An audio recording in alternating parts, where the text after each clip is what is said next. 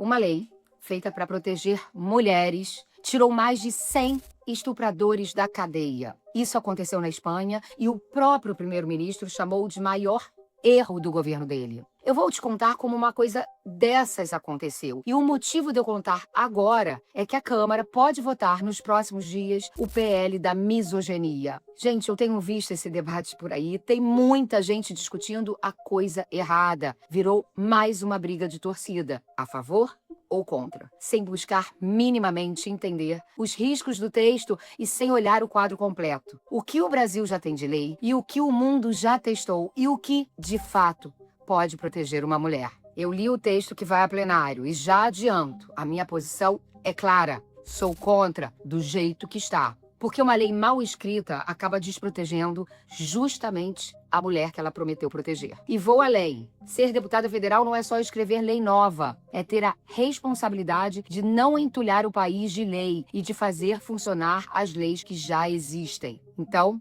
fica comigo até o final, porque nesse vídeo você vai entender o que esse projeto cria de verdade e vai conhecer o país que estudou essa mesma lei por 3 anos e disse não. E vai ver o que de fato faz uma lei sair do papel e salvar de verdade a vida de uma mulher. Mas, antes de tudo, deixa eu te fazer uma pergunta que ninguém fez ainda nesse debate. O que dessa lei o Brasil ainda não tem? Olha só o que já existe. Ameaçar uma mulher é crime desde 1940. Perseguir uma mulher, o tal stalking, virou crime em 2021. Destruir a saúde psicológica dela também, em 2021. Desde o ano passado, a pena aumenta se o agressor usar inteligência artificial. Atacar uma mulher na disputa de uma eleição, crime desde 2021. Bater numa mulher por ser mulher tem pena própria, mais alta, desde 2024. Matar uma mulher por ser mulher é feminicídio, pena de 20 a 40 anos, a mais dura do nosso Código Penal. E em março desse ano, o Congresso aprovou tornozeleira eletrônica obrigatória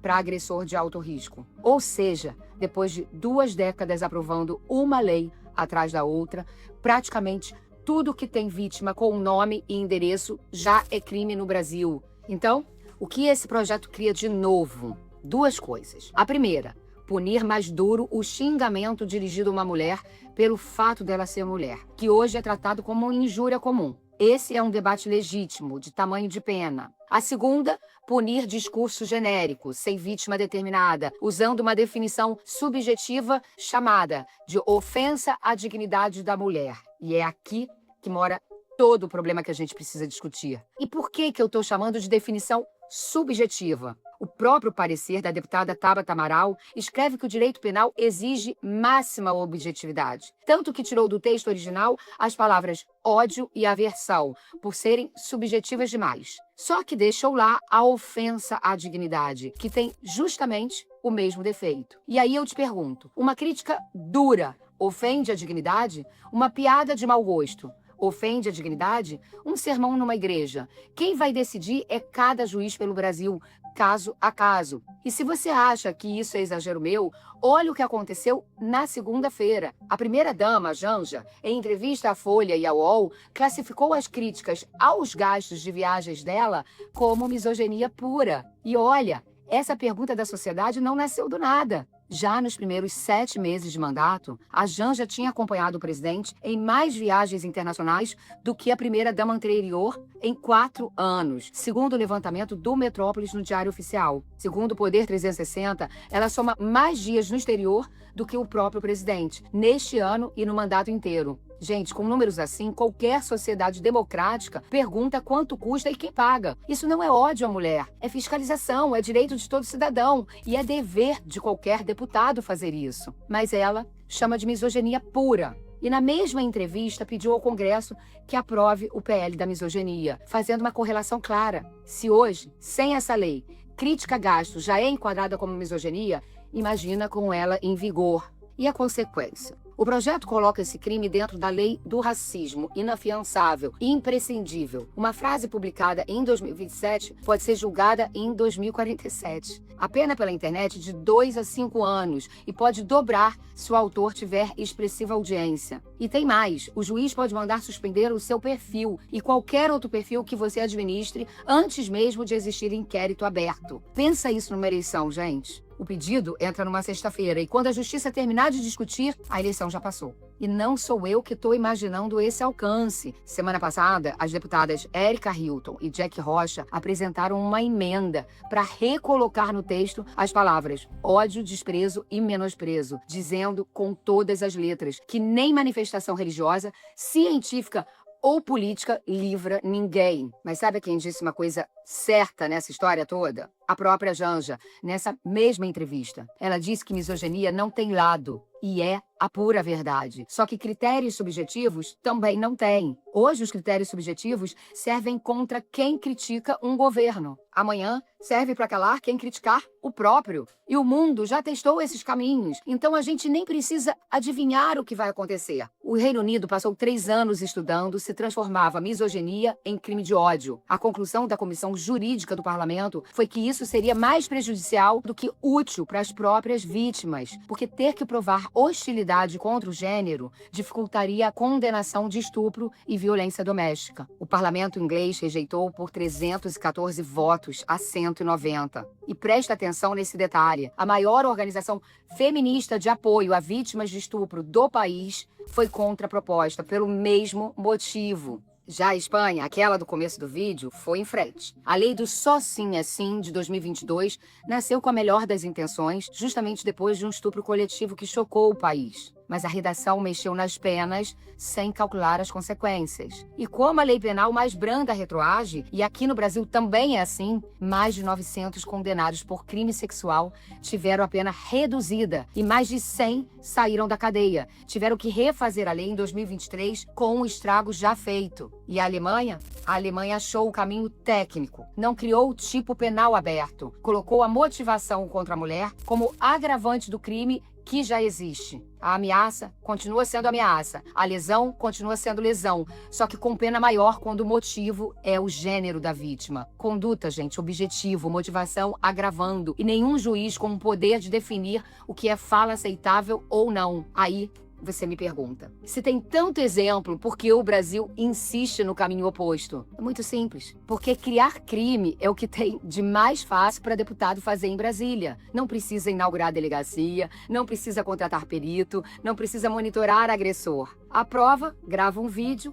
lacra, colhe a manchete. A esquerda faz isso criando tipo penal com o nome de bandeira. A direita faz isso aumentando pena em ano eleitoral. Não é à toa que há 2000 anos o historiador Tácito já escrevia que quanto mais doente o Estado, mais numerosas as leis. O Brasil editou 8,2 milhões de normas desde a Constituição de 1988. São 879 por dia útil. E quase nenhuma é avaliada depois de aprovada para saber se funcionou. Quer ver? O feminicídio ganhou lei em 2015, ganhou pena maior em 2024 e 2025 foi o ano com mais feminicídios da história. Enquanto isso, o crime objetivo de deepfake de nudez, que todo mundo concorda em punir, está aprovado na Câmara desde fevereiro de 2025 e parado no Senado até hoje. E sabe em quem essa conta chega primeiro? Na própria mulher. Hoje existem 1,4 milhões de processos de violência doméstica esperando julgamento e 14,5 milhões feminicídios aguardando decisão. Presta atenção, gente. Cada denúncia nova por ofensa à dignidade vai entrar nessa mesma fila, disputando o mesmo juiz e o mesmo delegado com a mulher que espera o julgamento do homem que a ameaçou. Em 2025, a Justiça concedeu 621 mil medidas protetivas, dá 70 por hora. Mesmo assim, foi recorde em feminicídio. E das mulheres assassinadas, só 13 em cada 100 tinha uma medida protetiva na mão. Agora, o que eu prometi lá no começo. O que faz uma lei sair do papel de verdade? 2 coisas. A primeira, toda lei importante nasce com meta, data de revisão, para o Congresso voltar lá e medir se funcionou. E a segunda, orçamento na execução. Veja o caso da lei seca que pegou. E pegou porque veio com bafômetro e blitz na rua, não porque a pena assustava. Na proteção da mulher, o bafômetro é aquela tornozeleira com botão de pânico para a vítima que eu citei no começo. E aqui precisamos ser justos. Da mesma forma que eu condeno o que deputadas de esquerda estão fazendo com esse PL da misoginia, eu reconheço que a lei da tornozeleira nasceu dos deputados do PSOL e do PDT, com relatoria de uma deputada delegada de polícia, e foi aprovada pelos dois lados. E que na execução, quem saiu na frente foi o governo de São Paulo, do campo político oposto, dobrando as salas de atendimento à mulher nas delegacias. Reconhecer os erros e os acertos dos dois lados,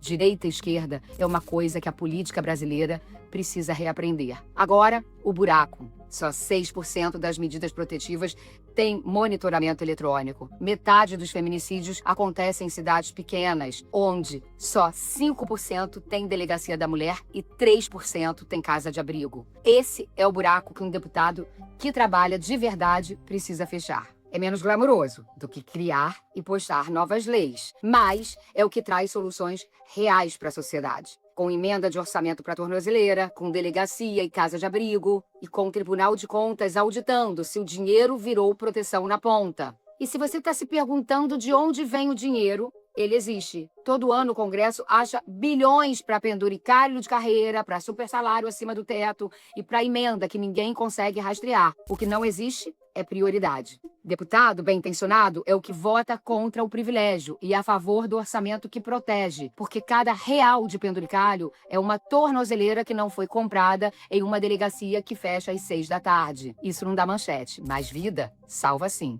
Então, a minha posição cabe em poucas palavras. Toda conduta contra a mulher, incitar violência, restringir direito, xingar por ser mulher, fabricar nudez falsa. Eu quero punida e com tornozeleira financiada de verdade, porque é ali que o feminicídio é interrompido antes de acontecer. Agora, cláusula aberta de ofensa à dignidade, com pena que pode dobrar por audiência e perfil suspenso antes de inquérito? Não. Isso não protege a mulher ameaçada. Isso arma quem estiver no poder para censurar quem incomoda. Me conta aqui nos comentários o que você acha desse projeto. Compartilhe esse vídeo com aquela pessoa que conhece o nome da lei, mas nunca leu o texto de verdade. E me segue, porque essa votação eu vou acompanhar de perto. Meu nome é Juliana Benício, sou pré-candidata a deputada federal pelo Rio de Janeiro.